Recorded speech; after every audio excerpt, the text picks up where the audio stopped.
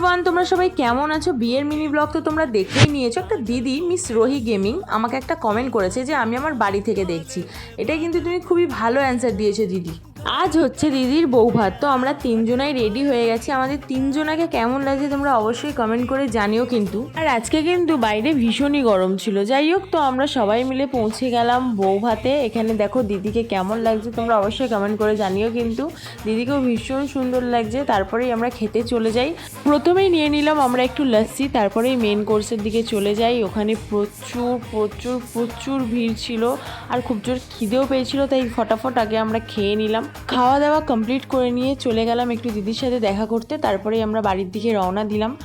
ভিডিওটা ভালো লেগে থাকলে অবশ্যই like, comment, share and subscribe করে দিও। যারা কমেন্ট করছে নেক্সট ভিডিওতে তাদের আমি নাম নেব, অবশ্যই পাশে থেকো। Thank you, bye by.